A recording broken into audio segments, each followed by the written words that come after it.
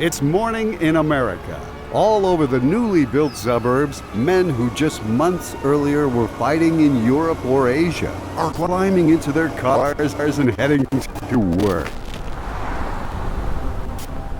In the cities, returning veterans crowd lecture halls at universities and colleges, receiving advanced educations they never thought possible, and all on Uncle Sam's dime.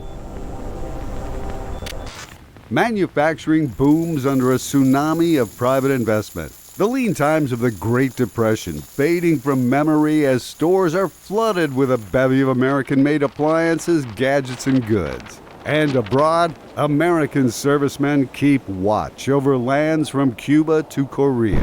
A new world has come into being, an American one.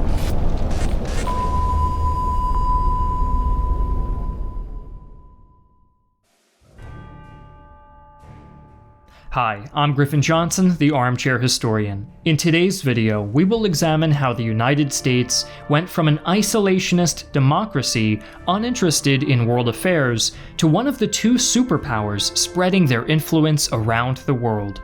First, we'll look at the effects that entering the Second World War had on the American economy. Next, we'll look at how America placed herself in a preeminent position in the post-war world. And lastly, we'll take a look at the political maneuvering, economic luck, and the cloak and dagger exercises it took to get there.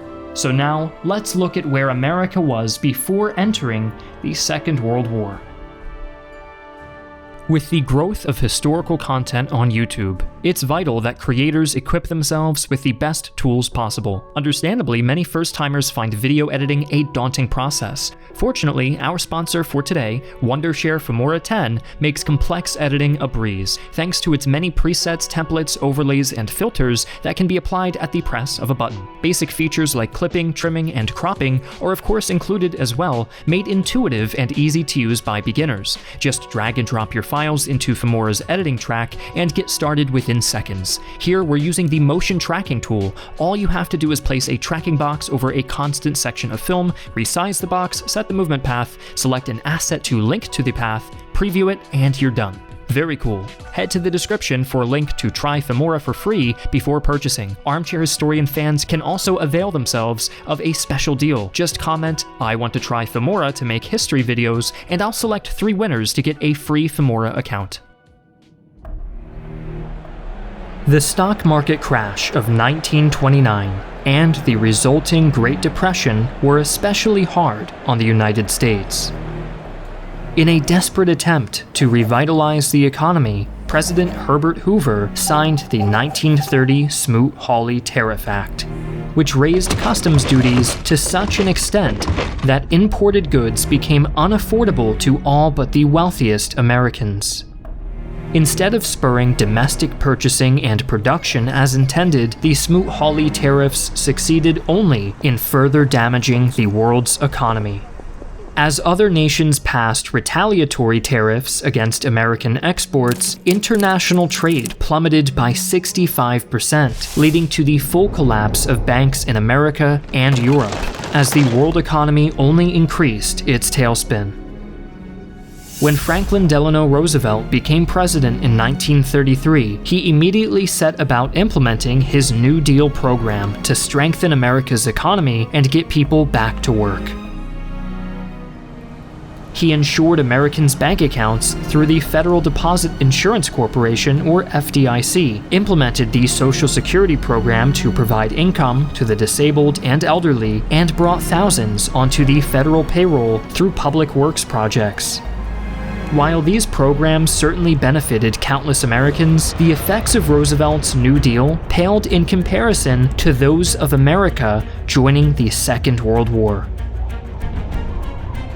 With the sleeping giant awakened, the United States saw a tectonic shift in economic activity, between the draft and the industrial sector experiencing a massive demand for new laborers to produce war materiel. Unemployment plummeted overnight. America's women also stepped into the breach, taking jobs traditionally reserved for men. Government contracts and investment spurred continued growth, and America's economy roared back to life through victory in 1945.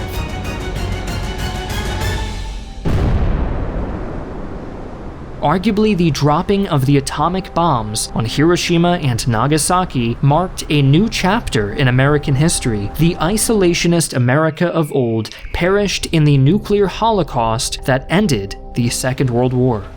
The United States was the only allied country to emerge from the war with her economy not only intact, but thriving. As government contracts ended and subsidies were withdrawn, private investment took their place. Consumers were able to purchase goods and appliances that had long been outside of their economic reach, and they used their new economic power to spur more and more spending and growth. This transition from a war economy to a consumerist one was the bedrock of America's post-war preeminence. But none of it would be possible without the influx of working-age men coming home from the war, ready to start their new lives in this revitalized country. Returning GIs stepped off their boats, planes, and trains to find an America totally different from the one they had left. Many would remember the mistreatment their fathers and grandfathers had endured after the First World War, when they were given a pittance of a bonus and a train fare home. But things would be different this time. The GI Bill of Rights was signed into law by President Roosevelt in 1944 and promised myriad benefits to returning veterans, from federal guarantees on home loans to subsidized university or vocational education. Between 1944 and 1956, 7.8 million veterans went to college or trade schools with GI Bill subsidies, while 2.4 million home loans were guaranteed by the Veterans Administration. These loans were used to buy houses in the newly built suburbs, where a plethora of new single-family homes drew people from the cities to these new developments. This was the start of American car culture, and the suburban population began commuting from their new homes to their new jobs in the cities on the new interstate highway system. Life was good in the new America, but there were many excluded from this newfound prosperity. Black veterans faced a brand new war on the home front. Their first battle was obtaining GI benefits. One of the key compromises that ensured the original law's passing was the condition that aid be administered by state governments rather than a federal agency. This meant that segregationist Jim Crow laws overshadowed the promises of the GI Bill, and aid was often contingent on skin color. Separate but unequal schools set what few black veterans were able to use their benefits up for failure, while the majority were simply intimidated into never collecting what they were due. Black unemployment was also endemic throughout the 1950s and 1960s, with what work that was available paying only the smallest of wages and offering no chance for upward mobility. America's women found themselves in a battle of their own. Hired in droves to fill the factories and provide support for the armed services, in the minds of many, the end of the war meant the end of Rosie the Riveter. They were laid off en masse from their wartime jobs to make way for returning servicemen, and those who were kept on the payroll were placed in part-time clerical jobs with no union protections. Women in uniform were denied GI Bill benefits outright, and magazines began running ads and opinion pieces designed to pressure America's women to leave the workforce and settle down as homemakers. This was the dawn of the nuclear family and the beginning of the baby boom, and America asked its women to do a different kind of duty. With its domestic house in order, the United States began to make changes abroad as well. In July of 1944, the United States invited representatives of the Allied nations to Bretton Woods, New Hampshire, where the U.S. Treasury Department proposed an international bank and trade control network to promote worldwide cooperation and prevent the economic brinkmanship that led the world to war. And with that, the International Monetary Fund was born. But this was only a preamble to a much greater effort at American international influence. President Roosevelt believed the world needed a strong international body to prevent future conflict, and such a body would need strong leadership, in his view, American leadership. Roosevelt gathered representatives of the United States, United Kingdom, Soviet Union, and Republic of China at Dumbarton Oaks, a historic residence outside of Washington, D.C., and from August to October of 1944, they laid the groundwork for the United Nations. 1 year later, on October 24, 1945, the UN was officially established in San Francisco. Honoring the wishes of his predecessor, President Harry S. Truman personally signed the U.S. Charter for the United States and pressured Congress to ratify it. But America had more than economic and political means to promote her interests. The US never truly demobilized, and she was unafraid to use her military might or shadowy intelligence service to spread her influence. The only roadblock to that influence, in America's view, was communism. The Soviets had already reorganized much of Eastern Europe after the war, and were busy converting these new socialist republics into buffers between them and the rest of the world.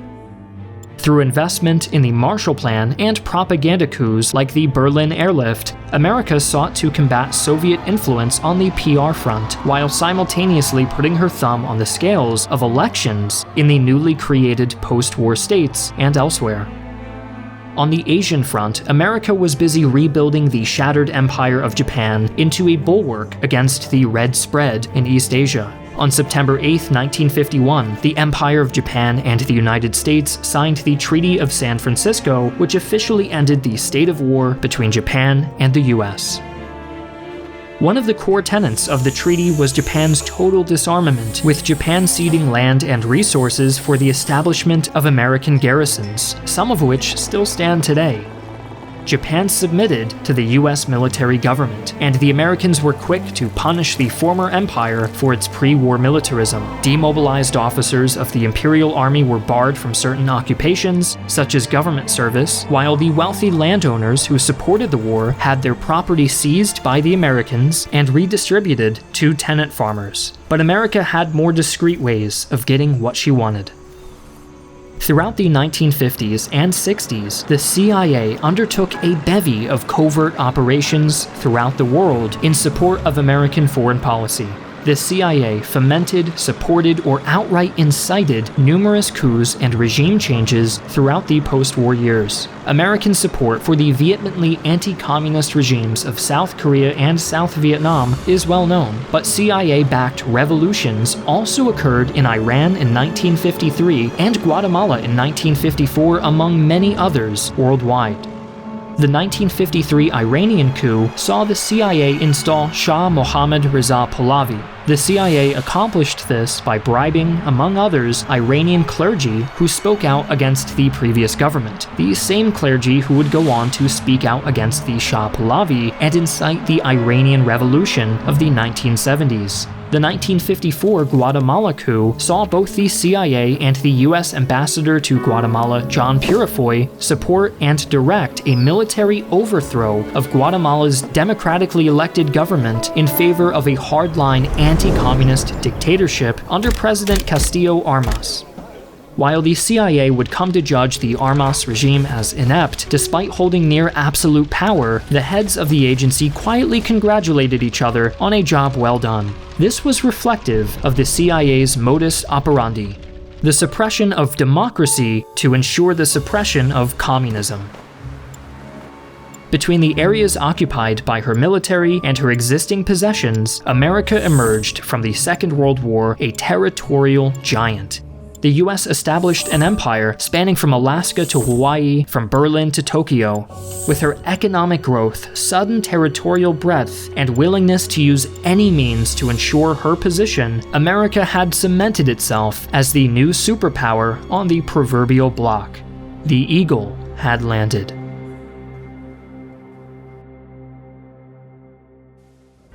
America was forever changed by the Second World War. Spared the chaos and destruction of fighting on her own soil, America was able to take her war economy into the post-war world, becoming a manufacturing juggernaut and calling the tune of international trade. The GI Bill created an educated middle class, but its unequal implementation left both black and female veterans to fend for themselves in the resurgent United States. And with clandestine efforts all around the globe, America was able to effect regime change wherever it deemed necessary, overturning elections and installing sympathetic governments to further her foreign policy goals. America had become an empire to dwarf any throughout history.